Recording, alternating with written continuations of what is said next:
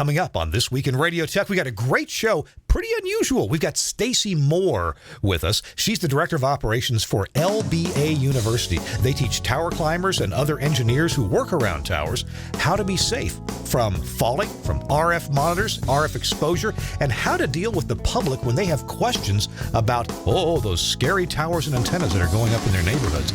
You're going to want to watch this show on This Week in Radio Tech. This Week in Radio Tech is brought to you by Broadcasters General Store with outstanding service, saving, and support. Online at bgs.cc. By the new Ruby console from Lawo. See Lawo in your future at lawo.com/TWiRT. And by the Telos Alliance, shaping the future of audio, inspiring you to create the most exciting and engaging audio experiences imaginable. Visit telosalliance.com/opt-in. Hey, welcome into This Week in Radio Tech, the show where we talk about everything from the microphone to the light bulb at the top of the tower. And on today's show, we're going to be a lot closer to the top of the tower with our topic there. I'm Kirk Harnack, delighted to be here with you. I work for my friends at the Telos Alliance. They're my employer, so occasionally you might hear a bias that way just because I know more about their products and systems than about anything else. I do engineering for a bunch of radio stations. I'm a part owner of about 14 stations, and we're small market stations. We barely do any engineering, but we sure try. And this is the 411th episode of This Week in Radio Tech. We've been here for a while and hope to be here a long while to come. Hey, my co-host is here. It is Chris Tobin from an undisclosed location right in front of a shower curtain. Hey, Chris, welcome in, buddy. I am in an undisclosed place because we do prototyping of things here. So I've been sworn to secrecy, NDAs, and all kinds of other things. Thank goodness I didn't have to give any blood or retinal scan today, so I'm okay. But we do they do some crazy stuff here like that. No, I'm only kidding. Not these keyboards. But no, I can't. If I move the curtain, alarm goes off. Motion sensing. Can't do it. Well, if you're prototyping shower curtains, I like that one, but some people like them a little translucent, so you can, see who's in there. You see, if I was permitted, but the NDA does not allow it. If I press a button, things happen behind me. That's the type of shower curtain. I see. Okay, all right. Well, Chris, I'm glad you're here because you have a lot of experience dealing with some of the topics that we're going to be dealing with today. I have one interesting story to tell along these lines, but I think most importantly, we ought to hear from our guest. And our guest is Stacey Moore. She's the director of the, Stacey, you better tell me, something university at the LBA Group. Welcome in, Stacey. LBAU. Thank you. We appreciate you having me. So you are director of operations for LBA University. And, at the company I work for at Telos, we've done something called IP University. And, we may have, I wrote that, and then we did something about VoIP University. What is your LBA University? What do you guys do there? LBA University, back in 2013, when the FCC jumped on board and said, let's make our tower exposures important, that's when we started to really dig in and figure out that this was something that was the market that needed to be tackled. When you talk about the RF safety issue and dealing with towers, the automatic jump to is tower workers and cell tower workers. That's the way we look at it. However, there are other avenues where RF exposure is becoming more common. So that's one of the things that LBA University tries to tackle. Obviously, telecommunications is our first priority. We love our guys on the tower. We give them a whoop whenever we see them, and we want to make sure they know we care. We try to make sure that we get their courses as quickly as we can. If you're out for a weekend and you've got you have your RF safety that's due, which is another one of the questions that comes up. Expirations. It's got to be one of the most common questions that I receive in dealing with RF. So when it comes to that, talk to your contractor. So we'll get into that subject. I didn't even know that there were certifications that they had expirations. So we'll get into that in just a minute. We're going to hear from our first sponsor, and then we're going to continue. Stacey Moore is with us. We're going to be talking about not only certification and training for RF exposure safety, but then we're going to get into some good takeaways like human RF exposure monitors. I've worn one of these before. I think I destroyed one when I was up on the tower because I kept banging it against the tower. And then I'm really interested in what Stacey has to say about, look, guys like me, an engineer, when am I allowed on the tower or not? Can I climb the tower at all? What rules would I have to follow and all that stuff? I think I've probably done some things that probably aren't entirely kosher. And then we're going to answer this question because engineers get this a lot. And that is members of the public objecting to a tower, saying things like, oh, that tower's going to give me cancer. So, what should a broadcast engineer who maybe knows better, how should he answer that? And I think Stacey has some great answers for that. Our show is brought to you in part by this sponsor. We'll be right back. Hang on.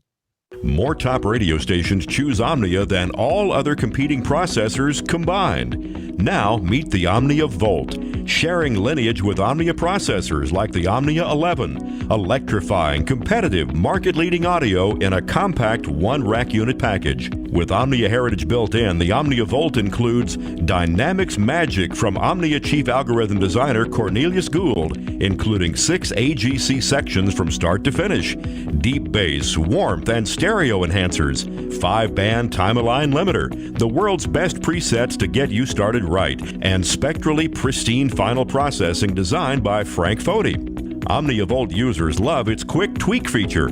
Quick Tweak distills years of processing knowledge and proven approaches into simple controls that turn you into a processing pro. Nail your signature sound in minutes using advanced presets or your own settings right from the Volt's front panel or a PC.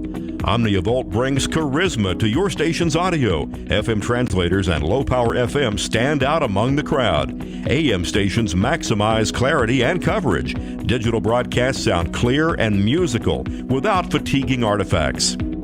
Smart design, clearly visible outside and inside. Input and output connections in analog, AES3, Livewire, and multiplex for FM. Automatic input selection handles redundant STLs. Remote control works with today's browsers, tablets, and smartphones.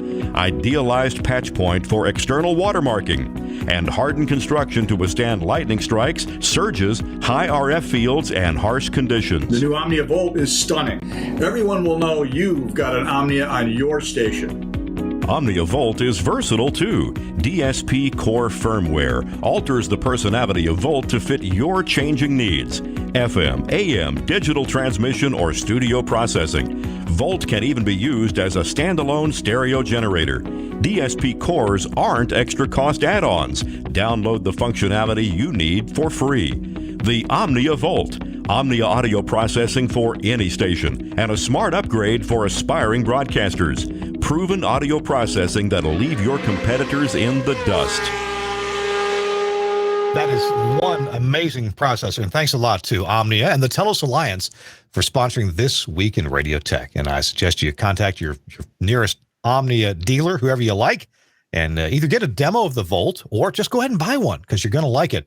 And remember, it's good for AM, FM, studio processing. It's got HD processing, streaming processing. It does all those things. Thanks again, Omnia. All right, it is This Week in Radio Tech, episode 411, and we're getting the information, the download on RF safety, tower safety, safety for the workers and for the general public, and a whole lot of other ideas, including some health matters that we'll get into. Chris Tobin is with us, and our guest is Stacey Moore from the LBA, Lawrence Bear Associates, the LBA Group. So, Stacey, welcome back in. And so let's cover this. To me, it's kind of the boring part, but I think we need to just get it understood.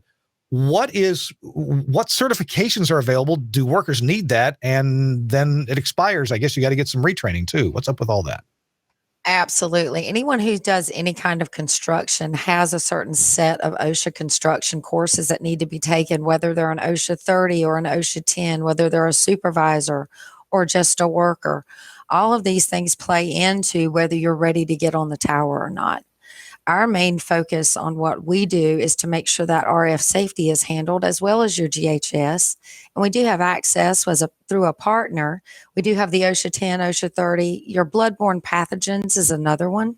There is some discrepancy when it comes to whether people need first aid or whether they need the first aid with CPR AED. That's a whole nother conversation in the state of California. When it comes to that, if you go ahead and skip the basic first aid and you take the first aid with the CPR AED, you're saving money, but at the same time, you're getting exactly what OSHA is wanting you to have. So that works out well. When it comes to the climbing, that's a whole nother ball game. We've got some great friends down in Texas and ComTrain who takes care of that for us. Okay. So you're talking about safety training and sounds like some first aid. So if Absolutely. It sounds like that if you're certified this way, you're qualified to at least take care of basic things that may happen on a tower side, basic hurts that happen there. Yes. And our big concern is to make sure that the worker is aware of the exposures and the dangers that are available to them in the course of doing their job. And who's going to know that job better than the cell tower worker themselves? So when they go on a site, if you see signage on the outside of a cell site, as a person from the public, you know you better not go inside those fences. That's not where you need to be. That signage is there for the protection of the public. Now, taking the risk and going inside and not having a monitor, the monitors are very crucial in the fact that that monitor is going to know if you're being overexposed when and if you don't. So having that alarm on your side, if you're going to go to 300, we don't care. The moment that alarm goes off, you're getting out of the area. End of discussion. So when it comes to RF monitors, they're a definite tool that needs to be had by all of our cell tower workers. It's definitely something that acts as a personal protective equipment. As long as they keep them on their person, they will know at every point, at every juncture, whether they are starting to be in a 6-minute area, which is one of the 6-minute rules that are out there. If you get into an area where you're running into a lot of RF, your alarm's going off, get out of the area. That's the simple answer to the solution. Distance yourself. Time and distance and shielding. Those are our 3 biggies. Time, distance, and shield. Yeah, and that's interesting because I remember, was it the rule called OST 65 came out many years ago about human exposure? Am I remembering that number right? The Okay. OET 65, and I OET. actually put the link. I put the link in, and that does tell you exactly what you need to know about human exposure. So I think that's a valuable tool. I recall that when this came out, I was a young contract engineer at the time, and I remember reading about this and thinking that, I see for different frequency bands, for different large sections of wavelengths, there were different levels of time averaged exposure. And it seems like generally speaking, at AM radio frequencies, you could put up with quite a bit of exposure. Around the FM band, the exposure was a bit smaller because a human body is a significant portion of a wavelength, and your body can kind of resonate and pick up a lot of that RF. And then I forget what it did even higher than that. But let's discount the cellular workers, because most of our listeners and viewers are AM and FM and TV engineers. Okay. Although I guess TV and cellular could be close together. Tell me about this level of exposure and time averaging of it. Generally, what are we looking? Obviously, I don't want to jump on a 50 kilowatt hot AM tower, but do you have some general guidelines? Absent the monitor, I'm going to get to the monitors in a minute, but absent the monitor, are there some kind of real rough guidelines about where you should worry about being for very long? Yeah, well, it's all over the place, to be honest, when it comes to a lot of these situations. When you're dealing with your monitors, you're given a certain range that you can be exposed to with that monitor. That doesn't necessarily say that you should be exposed to it. So we play a very tight line when it comes to those numbers. You can, when it comes to the megahertz, I think it's 30 megahertz, 30 to 300. Does that sound correct? That sounds right. Yeah. Yeah, That would that's include correct. the FM band. Yeah. So that area had a lower exposure limit. In other words, you got to be more careful around that area. So let's just run into these, the RF monitors. Years and years ago, I was hired to work with a friend, Jeremy Ruck, to go climb up on top of what was then the Sears Tower. I guess it's the Willis Tower now. And all the transmitters were off. Everybody was on their backups over at the John Hancock building or elsewhere. And I was hired to climb up inside the spires to see what was being received from Hancock or what else was left from aux transmitters on lower roof levels on that building. And I carried this NARDA meter with me, and it was a mess. I mean, it was this big honking thing that went on my belt. Plus, it was this handheld wand with a very flimsy styrofoam cover. Of course, I kept knocking the cover off, and then people got mad at me for breaking the styrofoam off, and here I am, just trying to climb in this cramped space. I think the meters now are a bit more convenient to wear. Maybe you've got an example. What can you tell us about these purple meters? I've got a Field Sense right here, and if you can take a look at this is actually the Field Sense meter. You put it on your band, you climb the tower, it holds on. Mm-hmm. When it goes off, you move out of the area. Simple as that. This is the Field Sense 2.0. This one actually has we've even got it right on the meter. It says 50 megahertz to 6 gigahertz. So this one will actually detect all that. That's not to say that we all need to go around and try and get as much exposure as we can, but the monitor will let you know in a heartbeat if you're not in the right place. The other one is the Safe One monitor. We also sell this one as well. Okay. This is a favorite in Canada. This one has a wider range on it. Not sure exactly what that one is, but that one does have a wider range. I think that one goes up to actually 18 gigahertz. So, it does give alerts. So when you're talking about the Field Sense 2.0, it'll actually keep a record that you can download. If you're dealing with the Safe One, you don't have a recordable download. So those are two of the differences between them. I'm sorry, I'm giggling because I know what some people are going to do. Well, no. I know what's here's if I were a young buck tower climber, right? I would take pride in getting my personal monitor to go off. Hey, I got mine to go off 5 times today, and I'm still here.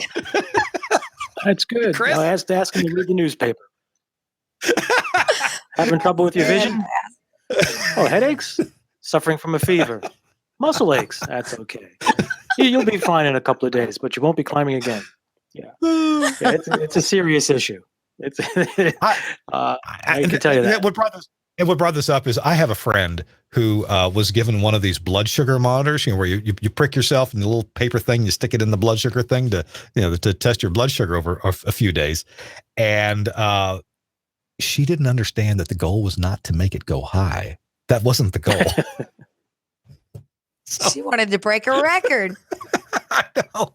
Okay, so the idea is to get the meter not to go off. If it does go off, you need to move back to where you were when it wasn't going off. Or get out of what's exactly. And you've got 6 minutes. It all depends on how high it is, but you've got those 6 minutes to get in and out. When you're at 100% of your exposure, it's time to go. So Chris, the big thing that I run into on the towers is when you're dealing with the microwave. Now, the microwave is going to give you a totally different energy. That's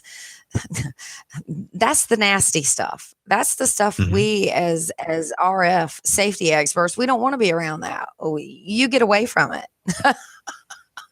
You just make sure they're not pointed at you and all's well with the world. Gotcha. Hey, Chris, you've done a lot of work on some of the big tall buildings in New York where it's an elevator ride and then some climbing to get up to some pretty high power antennas. What's been your experience, Chris, with regard to these monitors and tower workers and such? Well, I own an RF monitor, so I do use one when I have my harness on and when I'm up on the structures. There's several procedures in New York City when it comes to RF safety, depending on which building you're on top of for the broadcasters anyway. And there's usually an RF safety person involved if it's a project that's involving several broadcasters. But I'm working with the company right now to put together an RF safety plan, and it's true. You have to be careful. You don't want the monitor going off at all. And the way to avoid that in most cases is to survey the area that you're going up to. If you're a community tower station on a community antenna on a tower, find out if there's a procedure in place for climbing, which there should be. And is there a lockout plan? If climbing the tower above a certain height put you in a position that's in trouble. Like, say, for instance, the building that I work on, there are 3 levels of lighting, lights that go off to indicate whether it's safe. It's green, blue, and red. So if you're in an area that the light is green, you're guaranteed you're not going to be exposed to anything what's going on. If the area is lit blue, that tells you that there are 1 or 2 antennas that are designed as backups that could come on and be energized at some time for an emergency. So you'll be prepared for that. And then there's the red. And then that one lets you know that above this certain height, there is no climbing.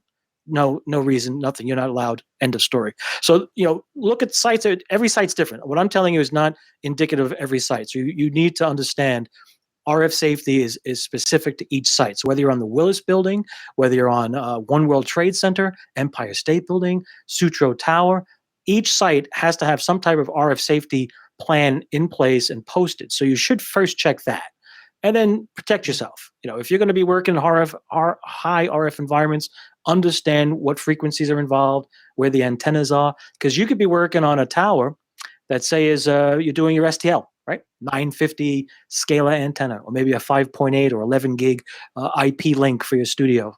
But you have to climb past what looks like these long cylindrical white polyester, what do you call it? Fiberglass poles. What are those? There are 2-way radio antennas. Those transmitters can put out upwards of 300 watts or not more.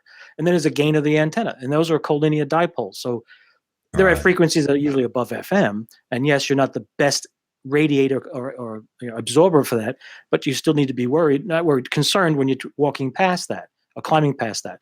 There are certain time limits. You can maybe make sure they're turned off, or you can find out what their operation is. These are things you need to be very cognizant of and important. And I know LBAU talks about it, and there are several other safety programs that I've been involved in that sort of tell you, look, this is the broad strokes, this is the more specific. Yes, you could be wearing an RF monitor that helps protect you, but think of it this way. You're on a tower or a rooftop, and suddenly your monitor goes off. You've been up there for 30 to 40 minutes working, and suddenly goes off. You have to say to yourself, what did I overlook? How is it all of a sudden there's an RF energy source that wasn't here for 40 minutes, now is, and I've got to get out? Do you have an exit plan? Did you make sure that your exit can go without your tools? If you have to leave, you need 6 minutes. You'd be surprised how fast 6 minutes goes if you're trying to do stuff, grabbing tools on a rooftop or tower. And I know people out listening and watching this program who've done tower work know all too well that 6 minutes, if you're up on a tower and descending, it goes fast. So these are things to consider. It's very important, and it's fun stuff, but you got to be careful. Stacey, maybe you can talk about that. If a tower worker is on a tower and the RF monitor starts beeping, generally speaking, what is the tower worker? You said, get out of that area, come down, move away from whatever it is. But what if the tower worker doesn't really know what has caused it to go off because you can't see RF? By the way, that'd be a great idea for some glasses to put these special glasses on. You can see RF. Yeah, that'd be awesome. If they can do X-ray vision glasses, why not? Those don't work. We said before, if they can make it on Star Trek, we can create it, right? That's right. So what do you teach people to do procedure-wise when their monitor goes off? When their monitor goes off, the first thing they need to do is take a look at where they're at. Where are they standing? What are they next to? Are they at the base of the tower? Or are they on the tower halfway up? Take notice of what's on the tower. Are there any microwave dishes? Are there any high powers dealing with the radios, like he was just stating, like Chris was saying? When it comes to all that, know the location, know where you're at, know your surroundings, be observant, not only for yourself, but for the guy with you. You don't want anybody else getting in the rears because of, you're not paying attention. His alarm might not be going off, but yours is. Get over by him and see what changes. But the big thing is to get that alarm to shut off. If you need to crawl higher, climb higher. If you need to climb sideways, climb sideways. If you need to climb down and reassess the situation, do that. So there's all kinds of options. It is a play it by case, just like he was saying just a moment ago. Chris was saying that every tower is different. Every tower is a new creature because some of these towers have so many different antennas that have been attached to them. So you've got more than one application going on, and everybody needs to be aware of what's happening. You know, Chris, you brought up a point a minute ago, and that is about us in broadcast. We as engineers, we think about the dangerous antennas as being those multi-bay TV or multi-bay FM antennas, or even the slotted TV antennas. But anyway, things that are attached to a really high power transmitter down in the transmitter building, and that's kind of obvious to us as broadcast engineers. But in the cellular industry and the two-way industry, they have antennas that are hooked to transmitters that are not nearly as powerful. But oftentimes I think of two-way services as being intermittent, and yet there are plenty of two-way or business band services that operate all the time, that are transmitting data all the time or paging, and so that I would think, that stresses my thought about what a business band 450 kind of antenna might have on it, right? It may not be intermittent. It may be constant. And then there's the, Chris, you help me out here. There's the the inverse square law, right? Where, right. Yes. If every time you double your distance, you reduce the amount of RF you're getting dramatically. But you may be climbing on a tower and you're right next to one of these collinear whip and antennas that's in the little white tube, and it may be on all the time, and you're kind of paying it no mind. So, Chris, you mentioned that. Tell me more about. I mean, have you seen the amount of RF coming out of these? Just because you may be a foot away from it. Yeah, actually, I was on a tower about 2 weeks ago fixing a land mobile antenna, one of those antennas, and I actually had my RF meter with me, and the land mobile radio, and it was in the UHF band, and it was a 100-watt transmitter. So by the time I got up to the antenna and stuff, there's some loss. And we actually tested it, and it never set the monitor off, which was good. I was probably about a foot away, but I had him turn it off and went back to fixing it. There are some situations where you will not. The antenna design is such that the radiation RF level is low enough that doesn't meet their requirements for 6-minute rule. Because remember, the 6-minute rule, for those who may be still trying to get their head around it, is because of the thermal mass of your body and how long it takes for the moisture in our body, water, to heat up. Basically, that's basically what it is. It's like bringing a kettle to boil for tea.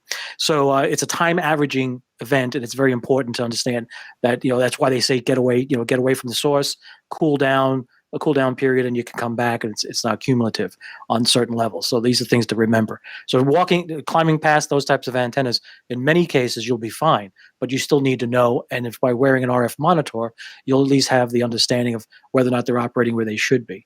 And as Stacey says, it is case by case, and you should be aware, or what I used to call location awareness planning. Make sure you know how many there are and what power levels are operating, and take a look at the condition of the antennas when you get up there so you know what to expect. Because remember, antennas that are not properly terminated or functioning then create harmonics and spurs, and they have free energy. They can maybe false trip your RF monitor or create other issues. So just these are things to understand as you go along, and there's a whole series of ways to protect yourself. And that's just tip of the iceberg. I mean, there's plenty of other things. And yes, there are people in the audience right now probably thinking, well, I could wear those RF suits. Well, you can, but if you put on an RF suit, then you better be prepared for people to ask questions. What are you doing? And don't forget, you need to do the socks as well. And you got to create a complete Faraday cage around your body. Don't just do it to your ankle and tape it with gaffer's tape. It's not going to work. Your feet will be exposed. Small details, and and those suits are not something you want to try. I tried one on once for a class. Whoa, it's like being an astronaut. Yeah, okay, never mind. I am not. Well, Stacey, they have the training. CPR training. Yeah. We call it CPR training. It's really kind of hard to type in mop gear. Yeah, it's true. But Stacey, good times in 98-degree weather. Yeah, exactly. The best part of climbing with RF safety is just be aware of your environment. That's the first thing. So Stacey, before we have to take a quick break here, tell me for a moment about the kind of RF suit that Chris is talking about. Do you guys sell those, provide those, train people in those kind of suits? We can get those. We don't sell many of them. To be quite honest with you, it's not something that flies off the shelf. I think for the most part, people are understanding that if you just follow the guidelines and make sure things get turned down when you can, and know your environment, that we can avoid even having to do those things. But yeah, we do have them available. I don't know what our price point is on them now, but I've actually put the link on your site, so anyone who wants to look at that can take a look at the RF Safety One Stop.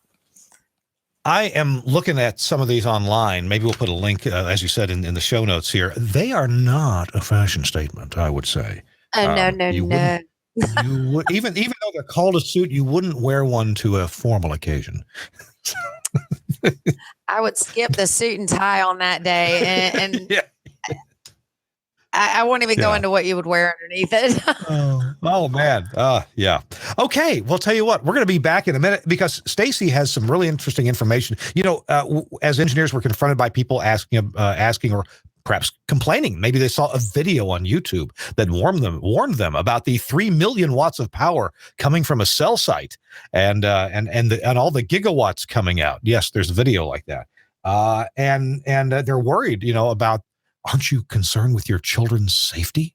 Yeah, I don't mean to mock them, but let's find out some real information. So Stacey's going to talk about that, and I think, Stacey, you'll have some information from an oncology doctor.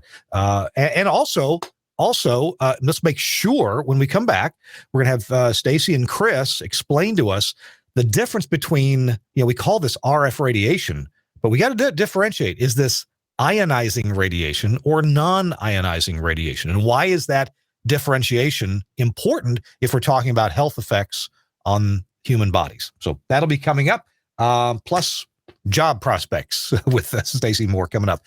And right now, though, let's take a quick break. We're going to hear from our friends. Oh, actually, I'm going to tell you about it. Our friends at Broadcast Tools. They are a sponsor through Broadcasters General Store of this part of This Week in Radio Tech. And we have this amazing device called the Pro Mix 4. The Pro Mix 4 is, what is it? Well, it's a full-featured audio mixing console that is perfect for most any broadcast studio while excelling in remote broadcast and podcast applications. So, you know, you need a small console that does some important things and has a USB connection. Well, this is for you. It's the Pro Mix 4 from Broadcast Tools. It features 3 mic or line inputs. They can be either one, mic or line. They even have those cool Neutrik connectors that are an XLR or a 1/4-inch tip ring sleeve, as well as it has a dedicated line input that can be switched between balanced line and an internal USB codec. So this is where you can hook it just to your computer, and now the whole board becomes a sound card. You can play out of your computer and mix that audio in. You can also take the audio from the console that it produced and bring it into your laptop or your computer that way. It gives you a program limiter. Yeah, so for those sports announcers who aren't watching the levels, you ever notice how loud they can say, he shoots, he scores? Yeah, well, you won't have to worry about that blowing up your laptop again because there's a limiter built in. Balanced and unbalanced mix buses and a mix minus output for adding a codec or a telephone call to this, while offering 3 independent headphone amps. Yep, the amps are built right in, plus IFB and program and pan controls, along with a comprehensive studio monitoring system. So just lots and lots of features. You want to check this thing out, the Pro Mix 4. If you go to the Broadcast Tools website and look up Pro Mix 4, you can download the functional diagram. You can see how things are laid out and see how this is going to work for you in your small studio, your podcast studio, or even better, when you go out on remote with, for sports broadcasts or parades, something from a school maybe. You've got all these possibilities from the car dealer. Wherever you sell a remote, you can take the Pro Mix 4 out there. And you know where to get this thing. Call Broadcasters General Store. They're in Ocala, Florida. These are some wonderful people. They're just the great family. Hey, if you ever get to go visit them, they have this very nondescript little building, and they're all happily working inside there. And guess what? They even bring the family dogs to work. That's right. I don't know if they're violating a rule or not, but you know, it's their company, it's their business. Family dogs are hanging around inside the business, and this is so nice. They have at Broadcasters General Store, they've set up over decades. They've really fine-tuned their ordering system such that when you order something, they track it right then. They track it and starting right then. Pricing is amazing. Shipping, it was drop shipping from manufacturers is amazing. They have a lot of things in stock themselves too, right there in Ocala, and they can track all this stuff for you so you know where it is and when it's going to arrive. Check them out at Broadcasters General Store as one of our sponsors. We're just delighted to have them. And if you give them a call at 352-622-7700. That's 352-622-7700. Put that in your phone. Keep it handy. And their website is bgs.cc. Thanks a lot to everybody at the store, the Schutz and the Kirstens, and everybody else for sponsoring This Week in Radio Tech. All righty. Before we get right back in with Chris Tobin and Stacey Moore, I want to say hello and congratulations. Whoops, get my finger out of the way. To these two guys right here. That's Jeff Welton and Mark Persons. What have they done? Well, they made the funny paper. They made the SBE Signal magazine. Turns out that the couple of awards that the SBE gives out every year, the Robert W. Flanders SBE Engineer of the Year Award has gone to a member who's excelled in his or her career while furthering the mission of SBE. And the winner is Mark Persons. Mark has been on our show probably 4 times now, and he's just a terrific guy. He's been a personal friend for years and years. Mark and Paula both. Mark's pretty well retired now, but still active in SBE. And he's a member of the SBE Chapter 17 up there in Brainerd, Minnesota. Also, the James C. Woolman SBE Educator of the Year Award. That is going to someone that's recognizing outstanding service and excellence in sharing knowledge through teaching other broadcast engineers. And that winner is Jeff Welton of Nautel, because Jeff is tireless, not only in his sales efforts, but he doesn't have to work at it that hard because he just goes out and tells you how to make your FM transmitter sites and your AM sites work well. So Jeff and Mark, congratulations to you two. Couldn't think of any 2 more deserving people to receive these awards. And those of you who have never witnessed a Jeff Welton conference, if you've been to Steve Lampin's, the 2 gentlemen are the same. Okay, just about. Jeff Welton is the Steve Lampin of Nautel transmitters, just as Steve Lampin is to Belden Cable. Jeff Welton is to Nautel AM and FM. That's all I'm going to say, because if you don't get to watch and listen to what he says, you've missed out on a great time. Just saying. Both of them will leave you in stitches, but Jeff does that in that polite Canadian way too. Yes. Right. It's excellent. Right. On some occasions, he'll say something. It takes you about 10 seconds to realize, oh, he just slapped me in the face. I like that. Okay. Verbally. Oh, that's right. Oh, that's awesome. Well, I think they're going to receive their awards, or at least have them officially announced at the SBE National meeting that's coming up in about a month, just north of Boston. So we'll report on. In fact, we're going to be doing a show from there. Maybe not live, but we'll do a show from there. All right, let's get back to it. You're watching or listening to This Week in Radio Tech, the 411th episode. Chris Tobin is here, and Stacey Moore, who's the Director of Operations for LBA University, is here. LBA, Lawrence Barron Associates. They do lots of RF work, consulting work in the broadcast field, as well as military, government, and other things like that, and commercial. And Stacey's been talking to us about occupational safety and RF safety, RF monitors and so forth. Stacey, I wonder if we could turn our attention to I guess 2 things that are kind of closely related. And those are objections from the general public. I've been to the city hall, to the hearings, the zoning hearings. We're not going to let an antenna go up next to our ball field, give our little boys cancer. And so we'll talk about that. And I mean, first of all, I want to know, why don't we talk about the health first and then how to answer the objections? Because you got to have the knowledge before you can answer the objections. Right, exactly. Talk to me about these dangers and about what research you have in hand. Well, the big thing that we're contending with right now is the misconception that RF radiation has something to do with what you were talking about a minute ago when you're talking about non-ionizing. Non-ionizing is what you have when you're talking about RF. When you're talking about radio frequency, it's non-ionizing. It does not change the chemical makeup. It's not going to take the water in your blood and turn it into peroxide. Now, if we're dealing on the other side and we're dealing with the ionizing radiation, it can cause changes in DNA. It can cause issues with all kinds of things because it causes changes in chemical makeup. So ionizing radiation can turn your blood to peroxide if you're exposed to enough. So that's the big difference. The thing about RF radiation is the thermogenic effect. And we talk about it a lot because you basically become a heat conductor. I've got some old timers who think they need to wear a gold chain on every tower they go on because they don't trust their alarm. They said, when my chain gets hot, I know I need to come down. Okay.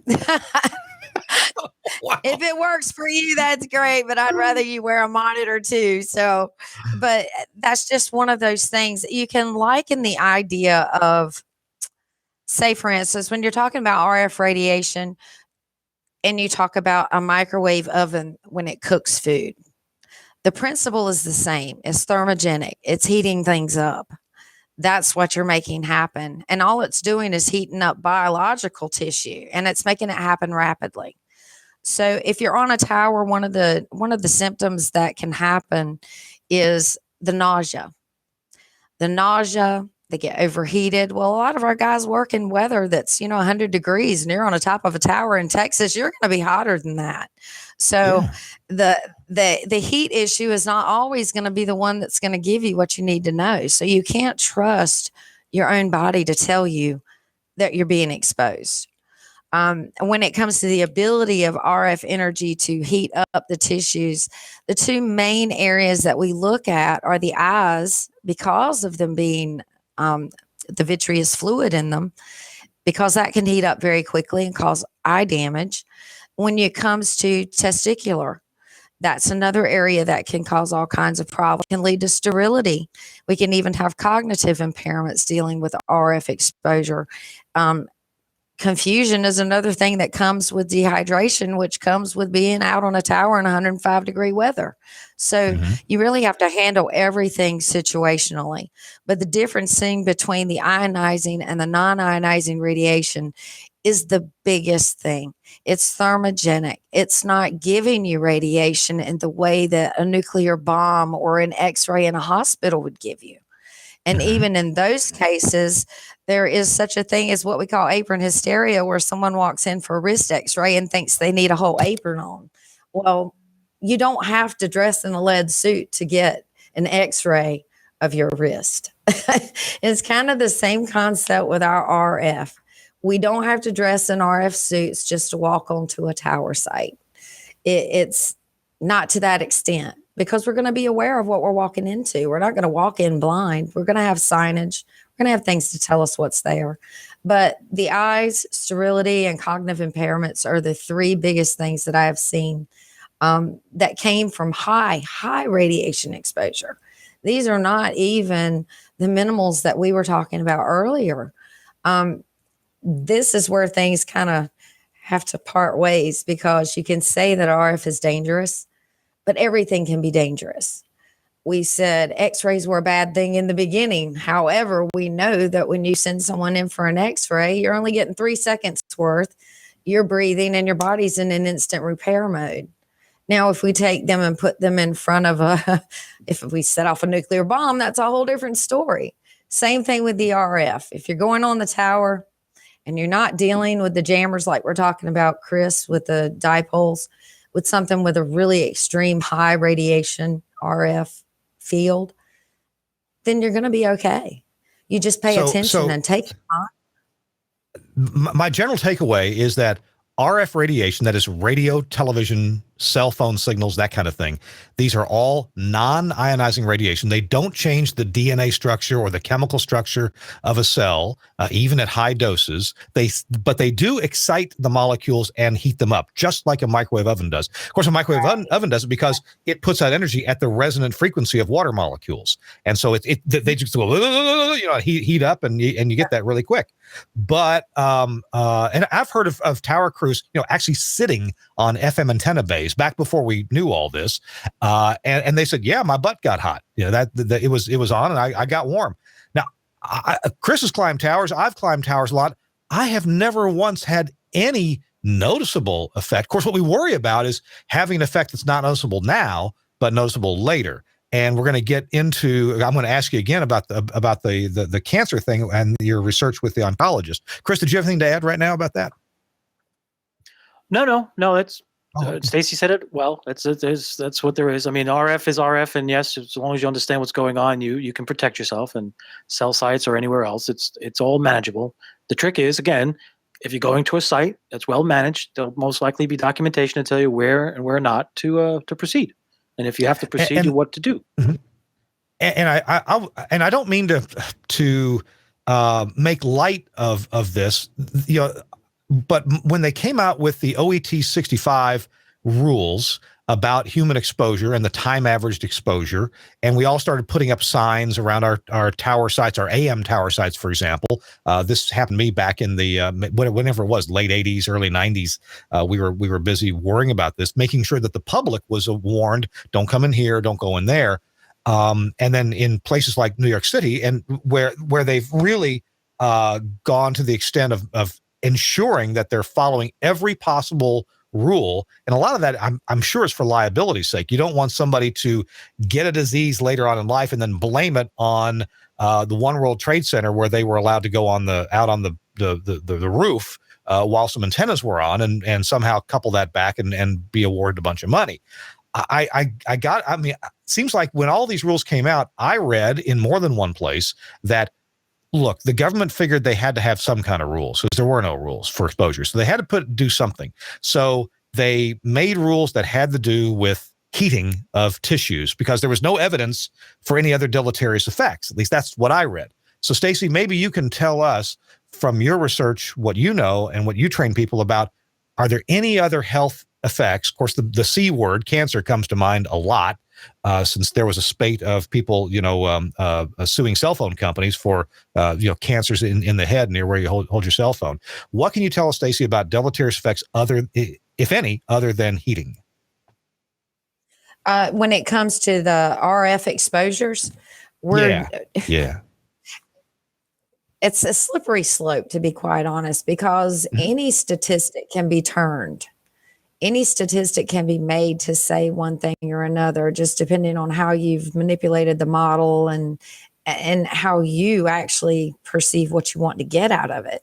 Every study is geared toward what you want to see as a result. So if you want to see what the effects of RF are, then you do have to sit down and say, okay, what were you going to use for a test subject? Well, in this case, Mr. Mulder actually is referring to a study that was done with a number of rats. Well, if you look at our body weight and you look at a rat's body weight, there's a definite huge difference between the two. Sometimes in the case of 180 to 200 is the amount of the rat's body weight. What was happening is they were exposing these rats to very, very high levels of RF radiation.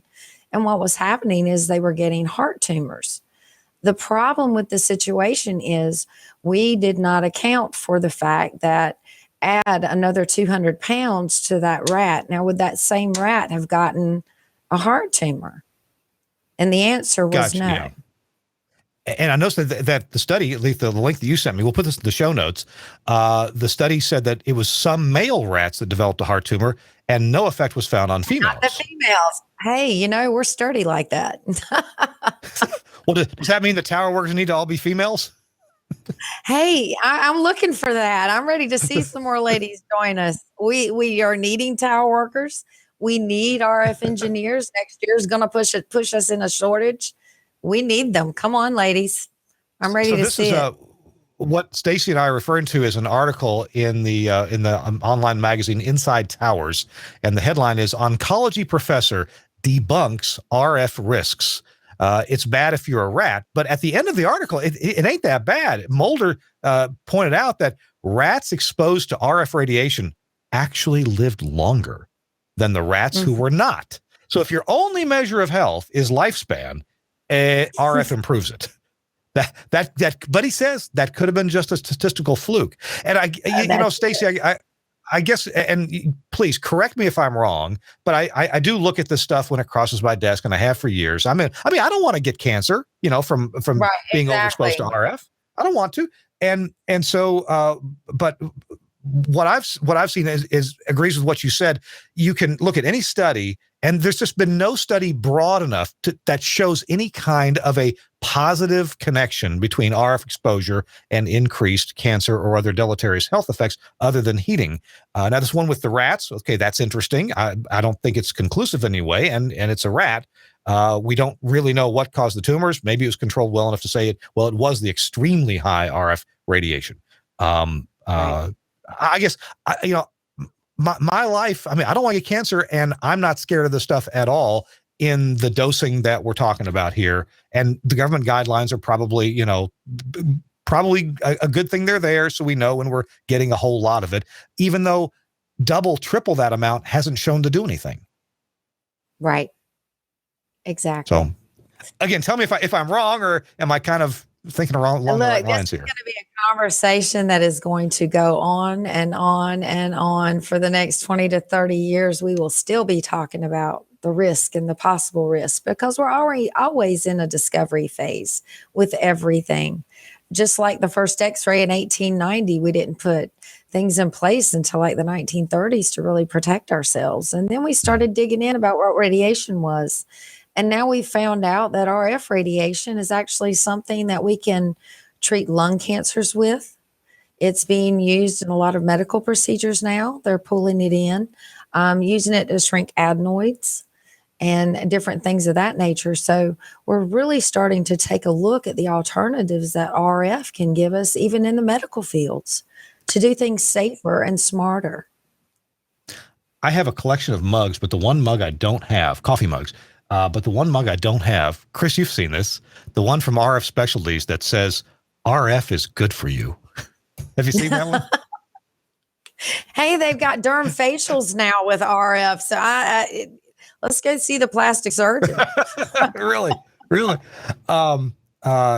Chris, do you have any evidence you want to point out one way or another to add to this discussion on perhaps cancer rates and on RF exposure?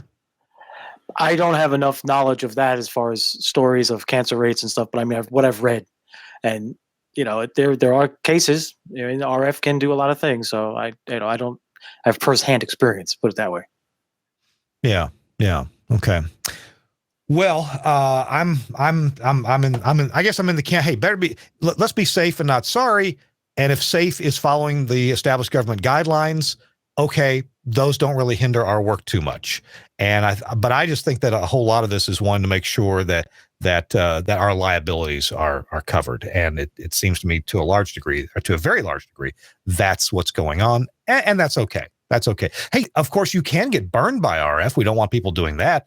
I can't, right. Well, it hasn't been that many times. I'm not that dumb, but I certainly have been, taking a rake to some gravel around the base of a 1 kilowatt AM tower, and the back of my neck hits the copper tube that goes over the tower. That doesn't feel good. And I've gotten certainly RF burns here and there from AM, and that doesn't feel good. Leaves a real bad burn. And I suppose you could be badly hurt or even die from that. So just don't be dumb like I was. Turn the transmitter off before you work right around the AM tower. I think we're getting smarter about the way we're working with it anyway. It seems like everyone's starting to get the understanding that we need to take care of each other. And when it comes to the crews going out, if that guy doesn't have a monitor, get him a monitor. Get him somebody else's monitor if that's what it takes. But with the inspections that are happening and the fact that OSHA has put us on the land on their list of things to do, it really put us in a situation where we've got a lot of things they want us to have right now for certifications. However, I think over the next few years, we're going to see some of that fall back some. Well, and just to put a fine point on this, I believe that if you follow what you learn, you follow your RF monitor, you do the things that LBA Group, LBA University tells you to do, you're going to be unbelievably safe, really safe. So, let's not worry about it. It's all about Alera, as low as reasonably achievable. That's where we want you. I like that. I like that. Hey, we're going to have a final note coming up in a minute about the shortage of people coming up because Stacey has a prediction about that. That'll be in our final quick segment here on This Week in Radio Tech. If you're looking for a job, you may not have trouble finding one in the communications industry as it deals with towers and RF. coming up. So Stacey will have a word on that. Our show is brought to you in part by our friends at Lawo at lawo.com. That's LAWO.com/TWiRT. We're going to hear from Lawo. We'll be right back. There has probably never been a better time in history to buy a new radio mixing console. Today's consoles are more sophisticated than ever, with more features and functions than you can shake a stick at. But have you noticed how complicated they are? There's a sea of knobs and switches and displays and buttons. Some of them look like you might need a pilot's license to do your show. Well, a board doesn't have to be complicated to be powerful. Just look at the new Ruby mixing surface from Lawo. The first thing you notice is how smooth and streamlined it is. Ruby has lots of cool tech, but what it doesn't have is that confusing ocean of buttons that clutter things up. Now, we all know that there are some console features the jock only uses once in a while, so why dedicate controls to them? Ruby fixes this problem by moving those once-in-a-blue-moon controls to a touch-sensitive, customizable GUI that happily shares screen space with your other studio software, helping you fight control room clutter. Thanks to this design innovation, talent that use Ruby produce smoother shows with less errors. Controls that are used the most fall naturally to hand, while functions that rarely need adjustment are easily controlled with just a couple of clicks in the context-sensitive GUI. And Ruby has cool features you won't find on other boards, like Auto Mix, an intelligent gain writing function that guarantees the perfect mix for multi-mic morning shows and call-in segments. Dual mode snapshots that instantly switch the motorized faders between on-air and production modes, and enough DSP and I/O options to make even your pro sound pals green with envy. And because quality is as important to Lawo as it is to you, every console is proudly built to fanatically precise standards at Lawo's own factory in Germany. If you're ready to declutter your control room, do yourself a favor. Check out the new Ruby and the other cool Lawo radio tech at www.lawo.com/TWiRT. Thanks a lot to Lawo for sponsoring This Week in Radio Tech. Check out their fine line of consoles and routing gear and other stuff. And if you go to that website, that link, Lawo, LAWO.com/TWiRT, it'll take you right to the radio products page, and it'll let them know that you came here because we asked you to. And we'd appreciate that very much. Thanks a lot to Lawo for sponsoring This Week in Radio Tech. All right, it's Kirk Harnack, Chris Tobin's here, and Stacey Moore from the LBA Group from LBA University. And Stacey, I want to close the show on a great note about job prospects in the coming year or two. And you said they're looking way up. Tell me about that. For next year, we are looking at a bit of a shortage in the beginning. Nate actually put out a notice to us to let us know from Todd Skalekowicz that we are going to be looking at a shortage of RF engineers and tower workers next year for 2019. So if you are looking at the idea of working in the telecommunications industry and you're an electrician or a master electrician, no matter what your rank or rate in that, take a look at the potentials of being an RF engineer. It is going to be something that is going to be around a very long time. It's going to continue to grow as a field. We are already seeing hospitals and different mainstream locations that are hiring individuals to come in and be their radio frequency safety officers. So it's come a long way, and it's going to continue to go much, much further in the future. And with all the different changes that we have with the small cell DOS and cell towers and the inspection processes and those things that have changed, with all of that, it's opening a lot of doors. So if you are interested in becoming a tower worker, go online, take a look at NATE, NATE, the National Association of Tower Erectors. I have to plug them. I'm their North Carolina liaison. If you have questions, you want to know a little bit, please feel free to give me a holler. I don't mind giving you some info on it and trying to push you in the right direction, because we will need them. The market is open, and it's a good time to start training. Get all that training out of the way so you can jump right on the tower next time around.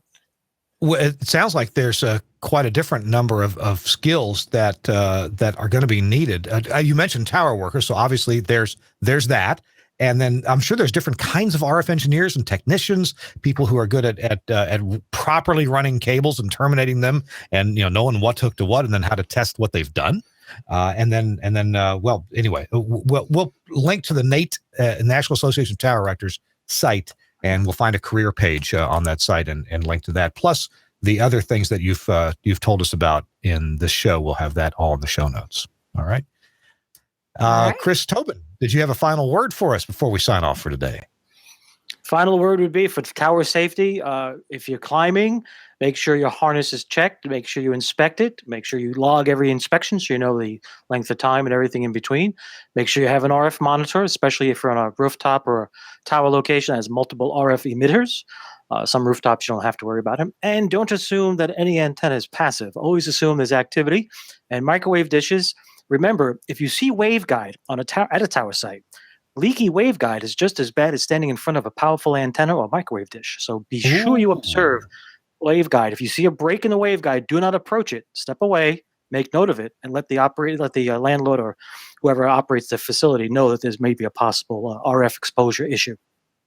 That's a great point. I'm glad you brought that up. I never had thought of that. That waveguide, being out there in the weather and vibration can certainly break. And waveguide is literally holding the RF energy concentrated in as it moves along that guide. It's a skin effect. And also, if you're a truck operator, uplink operator on a truck, also same conditions. Observe the waveguide. Make sure it both inside the cab as well as outside. And I guess you've also got some areas where you have flexible waveguide. If you've got a truck operator, you got a dish that needs to move. Yeah. Wow. Well, flexible waveguide in some locations I've been in used to make transitions across members in a tower. Rigid 90 degrees may not work, or sweeping 90 is necessary. So they'll use flexible, which can actually deteriorate over time and separate. You may not notice it immediately, but you can tell that there's something irregular about the surface. It's just details you have to keep an eye on if you're doing any type of tower work. And I've been on rooftops and towers, and I found many things. I'm like, actually, one job I got called in to do, I went halfway up, and I'm looking, I'm like, something doesn't make sense. I came back down. I said to the guys, give me my binoculars, and took a look. And sure enough, it was a transmission line that was cracked. And I was like, not going up until you turn that off. They're like, what? I said, no way, man. I don't have to go up there with a monitor to know there's a problem. Good point. Safety first. Thanks for bringing that. Yeah. Very Safety apropos. first. Thank you for bringing that up. All right. We got to go. Chris Tobin, as usual, thanks for being here with us. I appreciate you very much taking the time to show us the secret shower curtain. Oop, can't do that, sorry. And now you'll be the man behind the curtain. That's right. Special thanks to Stacey Moore from LBA University at the LBA Group. Stacey, thank you so much for joining us. I appreciate you. Actually, quick pinch hitting for your colleague, Michael Sen. Yeah. Yes. Mike's out with a death in the family, and we wanted to take care of his slot. So. Well, and we'll have Michael on another time from LBA Group. But thank you so much for joining us. Really informative. I really appreciate it. We're gonna go.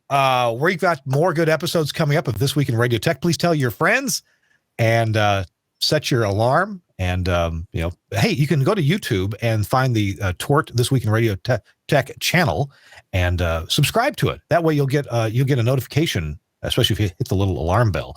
You'll get a notification on your phone when we have a new episode available. So if you can't catch us live, you can catch us that way. Thanks very much to our producer, Suncast, always at the helm, at the controls, producing This Week in Radio Tech, and the founder of the GFQ Network, Andrew Zeri. Appreciate you very much. We'll see you next week on This Week in Radio Tech. Bye-bye.